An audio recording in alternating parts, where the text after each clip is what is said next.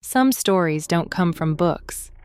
They come from kitchens, from evenings that smell of wood, tea, and old furniture, from voices that are no longer here, but still know how to speak to us. This is one of those stories. My grandfather used to tell it when the day was done and the world had gone quiet. He would smile before he started, the way people smile when they are about to tell you something that is not entirely true, but entirely meaningful. He said, "There was a night when the badgers stole a harvest. It happened in a village not far from here, a place where fields touch forests, and humans are only one kind of resident. A man had stored his corn carefully. The sacks were full. The barn was closed. The work of the season was finally done, and the night arrived. Not a loud night, not a stormy night, just one of those quiet, patient nights that seem empty, but never really are. When the moon was high and the village was asleep, the badgers came. Not one, several. Small bodies, dark fur, low to the ground, moving like shadows that had learned how to breathe. And they did not rush, they did not fight, they did not break or tear, they organized. One badger lay down on his back, right there on the cool earth, his belly turned toward the sky like a little wooden cart. The others walked back and forth, carrying ears of corn in their mouths, in their paws, carefully placing them onto his stomach. A yellow pile slowly growing on a black and white belly. When the load was high enough, they grabbed him by the legs and pulled, slowly, silently, across the field, toward the forest.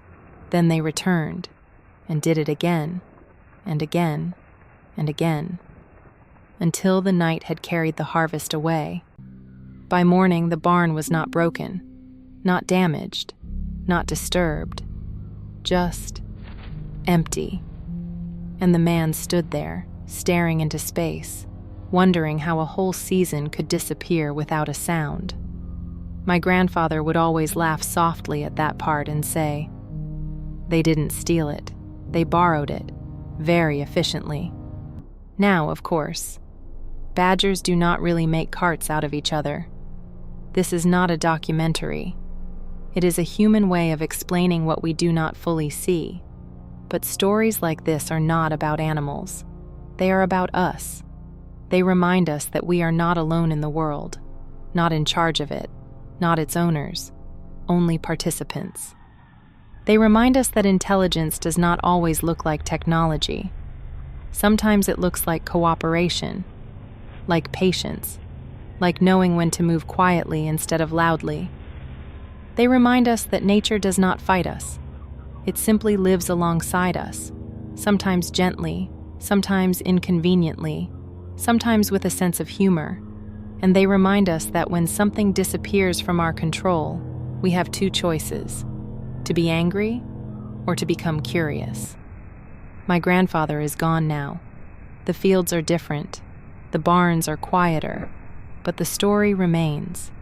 Because stories are how we remember that the world is alive, that it answers us, that it watches us back.